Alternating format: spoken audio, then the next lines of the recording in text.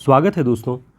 आज के इस प्रैक्टिस सेट में हम हिंदी साहित्य के महत्वपूर्ण प्रश्नों को हल करेंगे, जो कि जैसे हैं कि हिंदी का प्रथम कवि किसने किसको माना है, हिंदी की प्रथम साहित्यिक रचना कौन सी है। इस तरह के जो प्रश्न बनते हैं और सभी परीक्षाओं के लिए बहुत उपयोगी हैं, ऐसे सारे प्रश्नों को लेकर के हम यहाँ मौजूद हैं।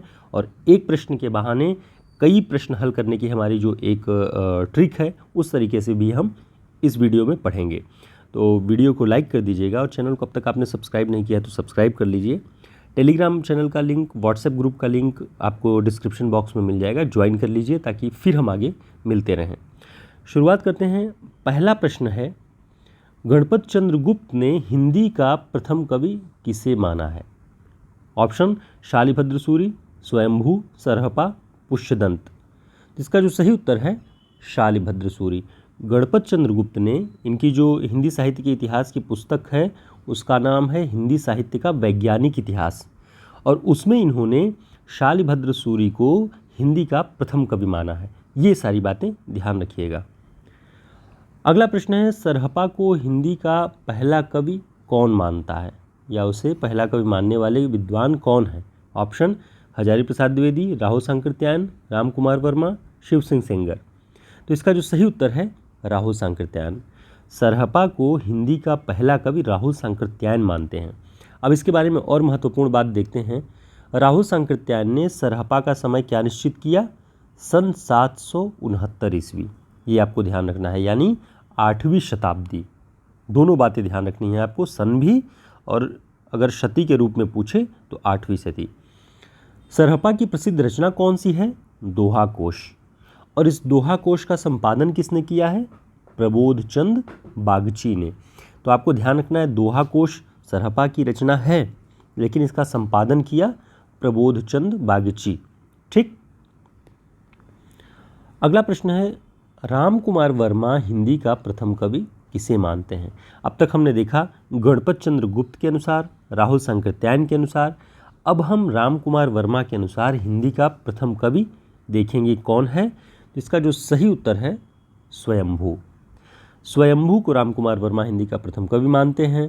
स्वयंभू अपभ्रंश भाषा के कवि हैं और इनका समय भी 8वीं शती है। ठीक, ध्यान रखिएगा।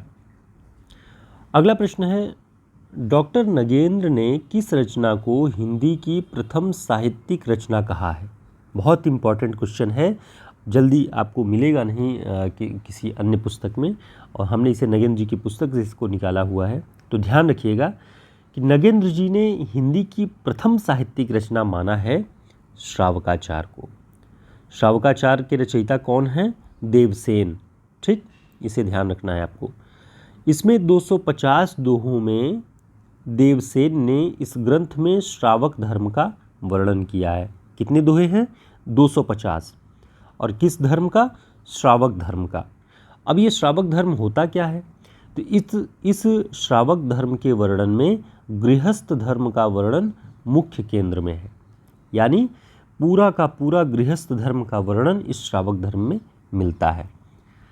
दोस्तों, इस तरह के सभी प्रैक्टिस सेट आपको हमारे इस हिंदी साहित्य के शॉर्ट नोट्स में मिल जाएंगे, जिसमें आपको हिंदी साहित्य की सभी विधाओं पर शॉर्ट नोट्स, हिंदी के 35 बड़े रचनाकारों पर बनने वाले सभी प्रश्न, 500 वन लाइनर प्रश्न, मिलते जुलते नामों वाली रचनाओं का पूरा संग्रह, एक पूरा खंड प्रैक्टिस सेट का, और काव्यशास्त्र, भाषा विज्ञान पुरस्कार आदि पर पूरा का पूरा एक प्रश्नोत्तर आपको 160 पेज में मिलेगा।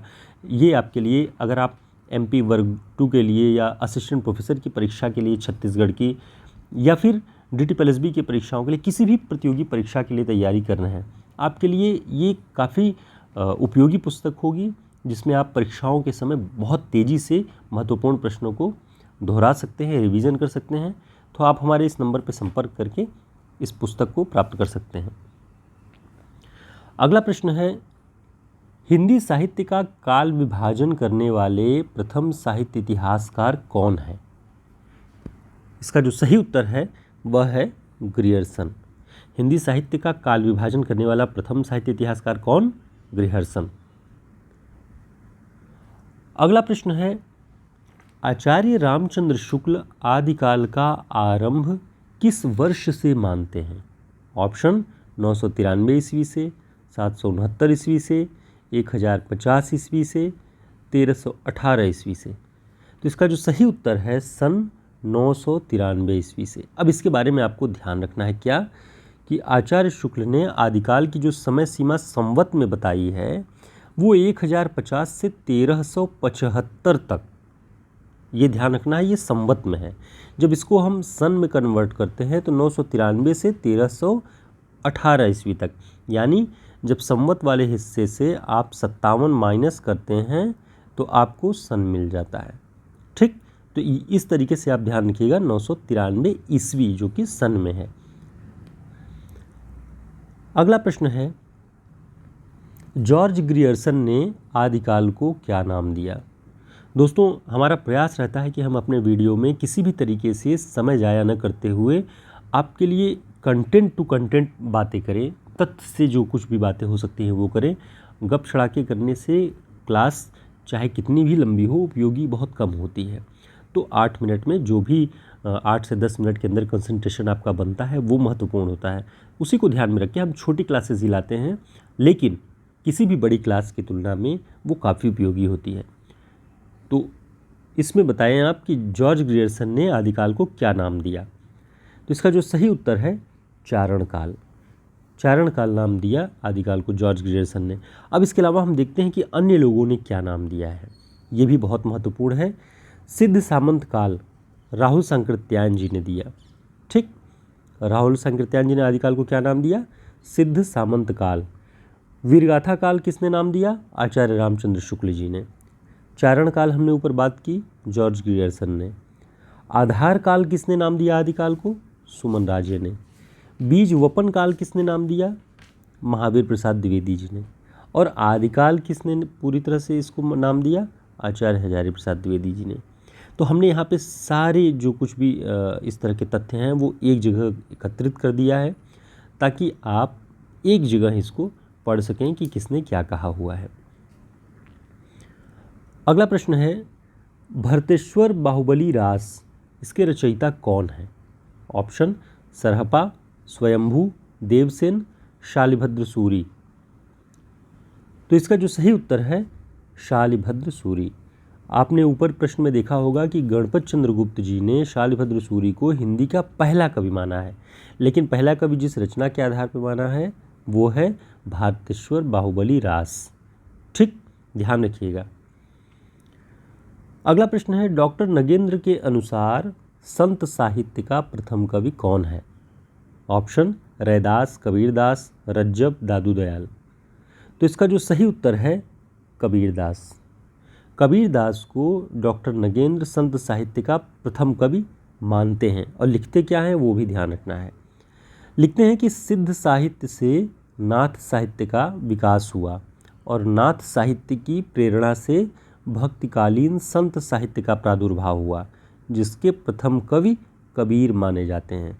तो देखिए वो पंक्ति भी हमने यहाँ पर उद्धृत कर दी है जिसके अनुसार डॉक्टर नगेंद्र ने संत साहित्य का प्रथम कवि कबीर को माना है। इससे आपको याद रहेगा हमेशा। अगला प्रश्न है, आचार्य रामचंद्र शुक्ल ने पुरानी हिंदी को किस नाम से संबोधित किया है? ऑप्शन प्राकृताभास हिंदी या अपभ्रंश, प्राकृत भाषा, पाली भाषा का ग्रामीण रूप, परिनिष्ठित हिंदी।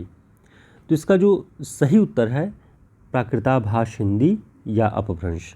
आचार्य रामचंद्र शुक्ल जी ने प्राकृताभास हिंदी या अपभ्रंश की जो ये शुरुआत है वो 993 ईस्वी जहाँ से आदिकाल शुरू होता है वहाँ से मानते हैं और इसी को चंद्रधर शर्मा गुलेरी और आचार्य रामचंद्र शुक्ल दोनों ही पुरानी हिंदी के रूप में स्वीकार करते हैं।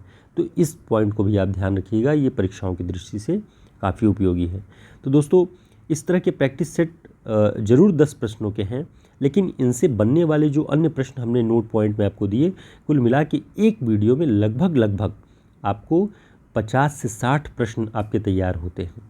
तो एक वीडियो हमारा 10 मिनट का और 50 से 60 सवाल तैयार होते हैं और प्रतिदिन इस तरह की क्लासेस हम लेकर के आते हैं।